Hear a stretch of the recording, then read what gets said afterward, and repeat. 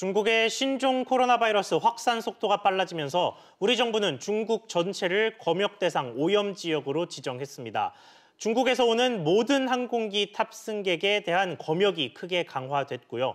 외교부는 중국 모든 지역에 여행 자제를 뜻하는 2단계 여행 경보를 내렸습니다. 신종 코로나 바이러스 감염증에 대한 걱정과 우려를 반영하듯 근거 없는 주장들도 퍼지고 있습니다. 질병에 대한 정보와 예방법도 잘못 알려진 것들이 많은데요.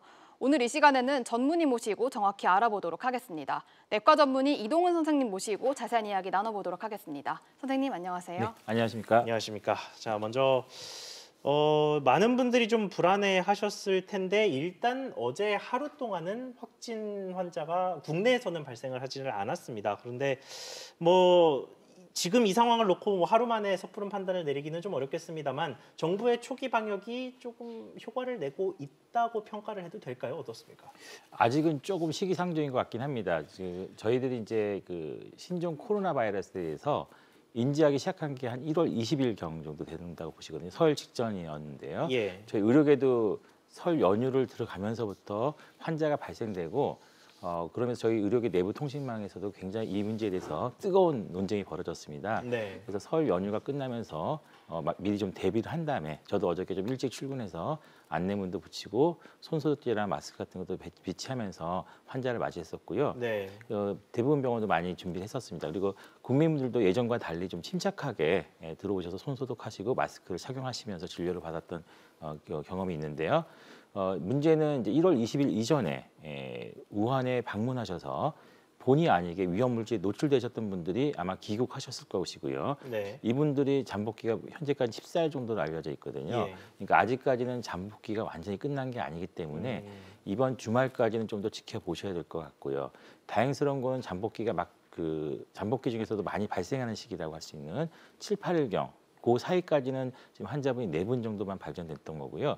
지금 아직도 유증상 환자분들, 그러니까 열이 나고 일단은 1차 검사에서 확인되셨던 분들도 조금 있는데 이분들이 아직 확진이 결과가 아직 안 나오고 있는데 속속 음성으로 나오고 있습니다. 아마 그것은 현재도 독감이 아직 한국에 유행을 하고 있습니다. 그래서 네. 그 고열 환자들 중에서 일부 코로나 바이러스 감염 환자가 있습니다. 그거는 이제 신종 코로나가 아니라 사람 코로나 바이러스라서 네. 기존 감기들 중에서도 코로나 바이러스가 있다고 하더라고요. 예, 그렇죠. 그런 코로나 바이러스이기 때문에 지금 저희가 선별 검사에서는 그냥 판 코로나 바이러스 테스트를 하기 때문에 네. 거기서 아마 양성이 나왔던 거고 확진 검사에서는 아마 신종 코로나가 아니다 이렇게 나온 것이죠. 그러니까 국민분들이 오해하지 마시고 너무 걱정하실 필요도 없는데 다만 저희가 좀 걱정되는 거는 중국의 상황이 어떻게 되느냐가 되게 중요할 것 같습니다. 중국이 지금 저희가 생각할 수 없을 만큼 인구 규모가 크고 확진자 숫자도 저희가 메르스나 이런 과거 국내 전염병 사례하고는 비교할 수 없을 만큼 굉장히 큰 숫자가 나오고 있거든요. 예. 그래서 이거를 언제까지 잘 막을 수 있는지는 좀 더 지켜보셔야 될 것 같습니다. 네, 처음에 증상을 보이지 않았던 무증상 확진 환자와 관련해서 이 질병관리본부가 이동 경로를 파악해서 발표를 했는데요. 여기 보면은 막연한 불안감을 갖는 분들도 있을 수 있어가지고 이 밀접 접촉자를 발표하기도 했는데 이 밀접 접촉자가 어떤 의미인지 또 이 밀접 접촉자는 어떻게 행동을 해야 하는지 좀 알려주시겠어요? 그러니까 그 무증상이라고 하시면은 이제 되게 증상이 없는데 바이러스가 전파된다라고 이제 오해를 하시는데 사실은 바이러스가 이 순간 이동할 수는 없습니다. 우리 몸에서 배출돼서 어떤 파티클이라든지 작은 덩어리로 배출돼 가지고 예. 다른 사람들 전파돼야 되기 때문에 그런 액션들이 필요한 거고요. 그런 행동들 중에서 가장 흔한 것이 기침, 이제 콧물 이런 걸 통해 가지고 배출된 것들이 어디선가 묻어 있다가 우리 몸에 지나가신 분이 그걸 손으로 짚어가지고 자기 코나 점막에 부착시키는 과정이 필요한 겁니다. 그래서 아마 무증상이라고 보기에는 보다는 경미한 증상 아니면 보통 분들도 기침 정도는 할 수 있지 않습니까? 예. 당신들이 이제 그 코로나 바이러스를 가지고 있다는 걸 모르신 상태에서 본의 아니게 기침하면서 이런 바이러스를 배출시켰을 수가 있습니다. 다만 이제 우리가 그런 경우에는 전파력이 상당히 약하다라고 보는 것이죠. 그래서 만약에 그런 같은 공간을 공유하였다 그래도 너무 과도한 공포를 가지실 필요는 없는데요. 단지 이제 저희가 메르스 때 아주 좀 안 좋은 기억이 있었습니다. 그 2m 1시간 혹시 예. 기억하실지 모르겠지만 예, 이게 너무 경직된 사고를 가지고 있으셔서 사람의 그 격리라는 게 굉장히 자유를 구속하는 것이거든요. 네. 그래서 우리가 불법적으로 하시면 안 됩니다. 그래서 아주 엄격한 기준을 하다 보니까 뭐 유긴 씨 같은 경우는 꽤 큰 경우는 2m 넘어가거든요. 근데 같은 공간을 공유했음에도 불구하고 4분은 격리시키고 2분은 이제 격리 안 시키는 바람에 네. 초기에 아주 그 확산을 그렇죠. 병원 네. 내부에서 뭐 번졌다. 네, 확산을 가중시켰던 그런 안 좋은 기억이 있었기 때문에 최근의 기준은 좀 더 달라져가지고 2m 정도는 무슨 말씀이냐면 환자분이 이제 뿜어내는 이제 비말이나 기침이 그 정도 날아갈 것이다 이게 추정하는 것이고요. 네. 거기에 덧붙여서 같은 공간을 공유했을 경우도 이제 포함을 시켰습니다. 그리고 의료인들 경우에는 특히 환자를 진료하다가 이 가건물에 노출될 수가 있는데 보호 장비를 갖추지 않은 상태에서 진료했을 경우, 그다음에 가족분들 이런 경우에 이제 노출될 수 있기 때문에 주의하셔야 되는 거고요. 그다음에 마지막으로 환자가 배출했던 객담이라든지 이런 분비물에 직접적으로 보호 장비 없이 노출되셨던 분을 밀접 접촉자라고 하고, 이런 경우에는 정부가 아주 적극적으로 감시를 하기 때문에 정부의 지시를 잘 따라서 활동을 좀 자제하실 필요가 있으시고요. 그 외 분들은 아직까지는 이제 우리 국민분들이 걱정하시는 게 많은데 우리 사회에 광범위하게 유포된 것은 아닙니다. 그러니까 너무 과도한 공포심을 가지실 필요는 없고요. 지금 인터넷상에서 어떤 특정 병원에 환자가 왔다더라, 그러면 그 병원 가면 안 된다, 이럴 필요는 전혀 없습니다. 네. 왜냐하면 지금 소독을 철저하게 하고 있기 때문에 오히려 다른 병원보다 더 깨끗할 수가 있어요. 그렇겠네요. 그러니까 막 소독을 했어요. 그 병원 가시면은 더 안전할 수 있습니다. 예. 그렇군요. 그리고 이 아까 격리 이야기를 하셔서 생각이 났는데요. 지금 이 확진 판정을 받은 국내 환자 4명은 뭐 각각 격리가 돼서 치료를 받고 있지 않겠습니까? 그런데 뭐 이번 신종 코로나 바이러스가 말 그대로 신종이다 보니까 뭐 백신 같은 뭐 치료제가 없는 것으로 알고 있는데, 그러면 이분들은 어떤 치료를 받는 겁니까? 그러니까 저희가 치료제가 없다라고 해서 이제 치료하는 게 방법이 없는 건 아닙니다. 네. 그러니까 저희가 그 현대의학에 가장 강력한 게 그 근본적인 원인을 치료하는 것이 가장 좋은 방법인데, 사실은 이제 우리 몸의 대부분 질병은 스스로 회복을 합니다. 다만 회복하는 과정에서 과도한 반응이 벌어지거나 아니면 시간이 많이 걸리는데 이 과정 중에 우리 몸이 견뎌내지 못하고 안 좋게 되는 경우가 있거든요. 그래서 현대의학적으로 이 보존적 치료라고 그러는데, 그 회복될 동안 시간을 끌어줄 수 있는 것이죠. 영양 공급도 해주고 산소 공급도 해주고.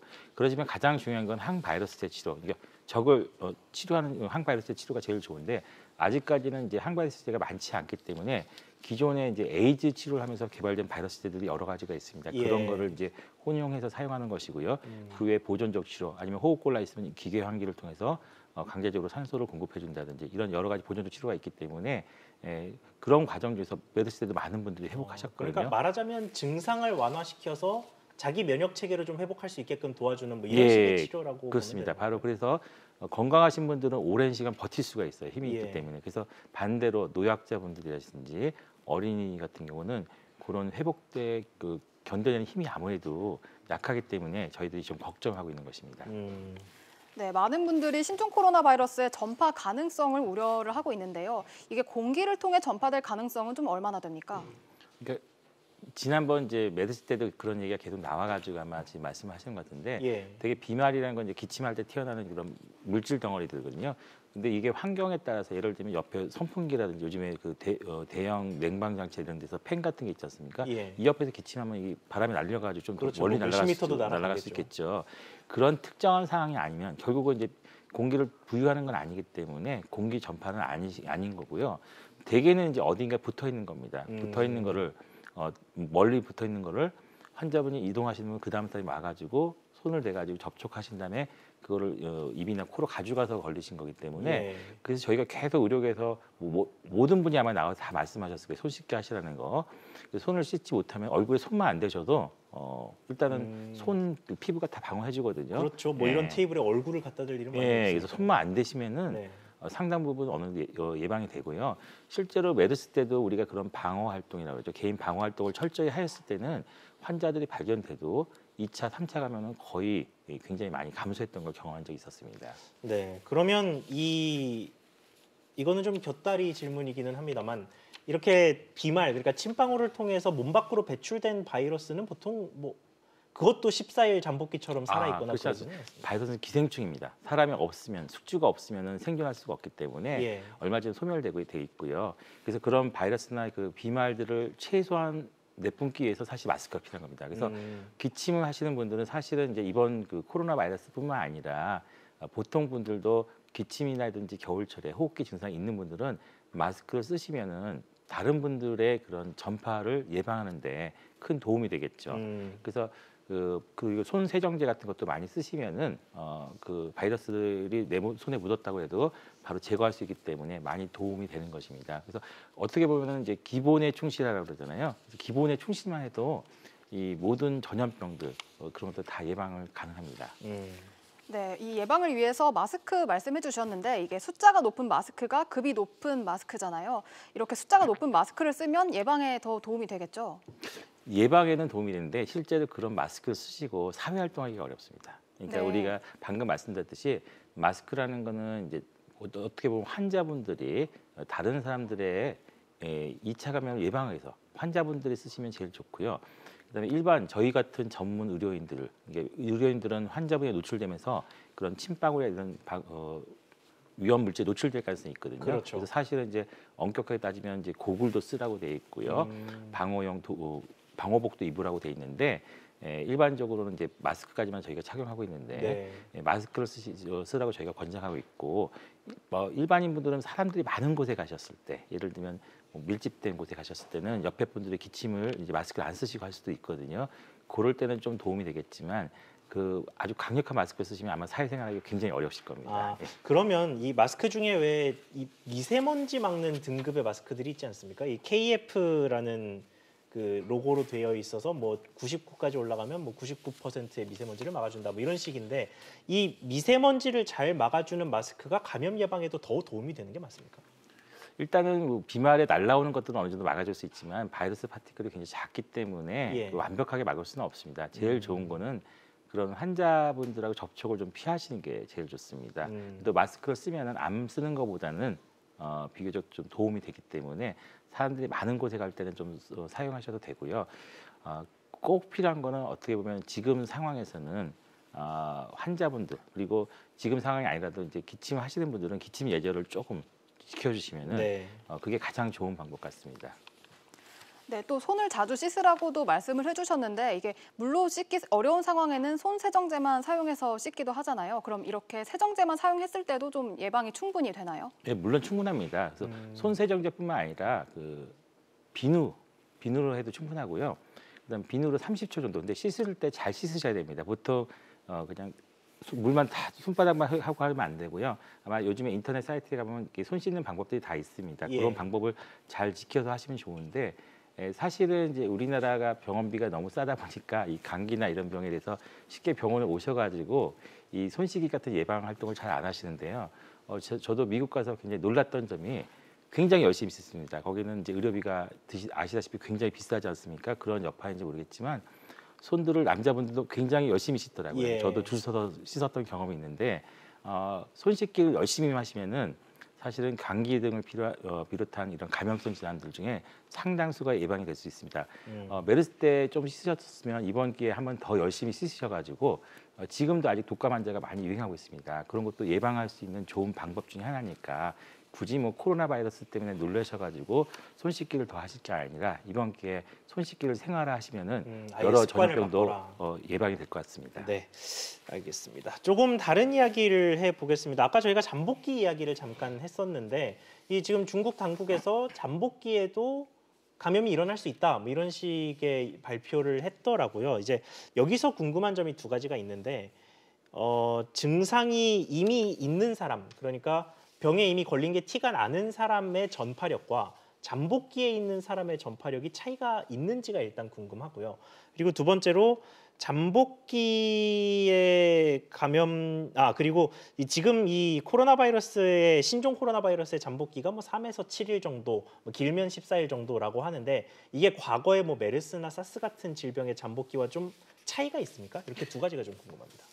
그 메르스랑 사스하고는 뭐 거의 비슷한데 약간 좀 짧은 것 같긴 한데요. 전파력은 이제 메르스보다는 약간 좀 많은 것 같아요. 근데 치사율은 이제 강도는 좀 약한 것 같은데 지금 중국에서 지금 발표한 자료들이 우리가 뭐 신뢰성을 좀 가지고 믿어야 될 것 같은데 아직 조금 이제 투명하지 않은 면이 있어서 그렇게 따지면은 이제 지금 환자가 한 4,500명, 4,600명 가까이 되고 사망자가 100명 정도 된다 그러는데 지금 발열 환자만 15,000명 이상 대기하고 있다 그러거든요. 이 중에서 어느 정도 분이 이제 확진자로 이제 감별될지 모르겠는데 그렇기 때문에 치사율은 좀 더 떨어질 수 있지 않을까 기대는 하는데 잠복기라는 게 아마 이게 애매하신 게 방금 전에 말씀드렸듯이 이런 그 기침이나 이런 것 할 때도 이제 바이러스가 좀 나올 수가 있거든요. 예. 그런 과정에서 아마 노출된 바이러스에 접촉하신 분들이 감염되는 것 같은데 가능성은 상당히 적을 수밖에 없습니다. 그러니까 증상이 그런데, 없는 상태면 이 감염 전파력도 좀 적어진다, 뭐 이렇게. 네, 증상이 보면 있어야지 일단 바이러스가 배출될 수가 있거든요. 기침이라도 예. 해야지 나오는데 이제 문제는 이제 의학에서 가장 어려운 게 굉장히 1%밖에 안 되지만 나한테 걸리면 본인한테 100%거든요.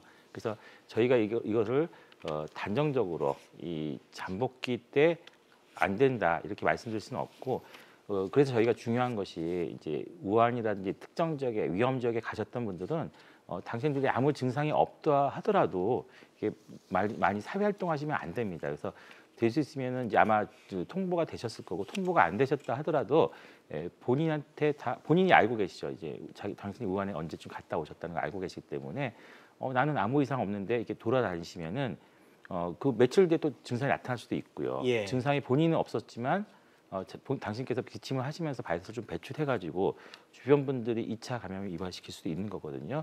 지금 저희가 오늘 어저께 뉴스에 났지만 일본에서 이제 우한에 갔다 오지 않으셨던 운전 기사분이 이제 감염돼서 그렇죠. 저희들을 굉장히 걱정스럽게 하고 있는데 결국은 이제 그 갔다 오신 분들이 어떻게 행동하느냐에 따라서 굉장히 큰 앞으로 그 우리나라 상황에 결정적인 인자가 되지 않을까 싶습니다. 네, 국내에서 두 번째와 세 번째, 네 번째 확진자를 보면 다 50대로 나왔는데요. 이게 나이대별로 주의해야 할 점이 따로 좀 있을까요? 지금 이제 우리나라에서 50대 분들이 아마 이제 중국이나 이런 데 많이 왔다 갔다 하셨기 때문에 아마 그런 것 같고요. 예. 지금 메르스 때도 그랬고 다들 그 특정 연령대가 많았던 게 사회 활동이 아마 많으셨던 분들이 가셨던 것 같습니다. 지금 모든 환자는 다 중국 우한에 갔다 오신 분들이 일단 확인되셨던 것 같고 저희가 조심하셔야 될 건 아까 처음에 말씀드렸듯이 일단 이 질병 자체는 회복은 될 겁니다. 근데 단지 회복되는 과정에서 우리 몸이 잘 견디어낼 수 있느냐가 중요한 거고 아무래도 그 고령 환자분들, 어르신분들이라든지 호흡기 질환이 있는 분들, 그다음에 만성 폐질환 분들 이런 분들은 약간 취약할 수가 있거든요. 예. 그리고 저희가 좀 걱정하는 게 현재도 독감이 아직 유행하고 있습니다. 그래서 지금도 38도 이상 고열 환자분들이 많이 나오고 있기 때문에 지금 아직 우리나라 지역사회에 코로나 바이러스가 온 건 아니에요. 그분들은 다 그냥 일반적인 독감 환자로 저희가 보고 있고 그래서 그분들은 지금 본격적으로 혹시라도 모르니까 들어오기 전에 빨리 치료를 받으시는 게 좋지 않을까 싶고요. 지금 기존의 호흡기 질환을 갖고 계신 상태에서 이런 그 치명적인 바이러스가 들어올 경우에 굉장히 좀 저희들 진료 현장에서도 약간 어려울 수도 있고 예. 환자분 상태도 안 좋을 수 있기 때문에 빨리 치료를 받으시도록 하시고 그다음에 독감 예방 주사를 아직 안 맞은 분도 많이 있습니다. 지금 아마 맞지 않으신 분도 빠른 시간에 접종을 하셔가지고 독감이라도 일단은 대책을 이제 종료를 시키는 게 좋거든요. 그리고 어르신분들 같은 경우는 폐렴 예방 주사도 있으니까 예. 그런 것도 챙기셔가지고 이런 2차 감염, 3차 감염을 좀 예방하는 것도 좀 도움이 되지 않을까 싶습니다. 네, 알겠습니다. 오늘 말씀 여기까지만 듣겠습니다. 지금까지 이동훈 내과 전문의와 함께했습니다. 선생님 오늘 말씀 감사합니다. 감사합니다.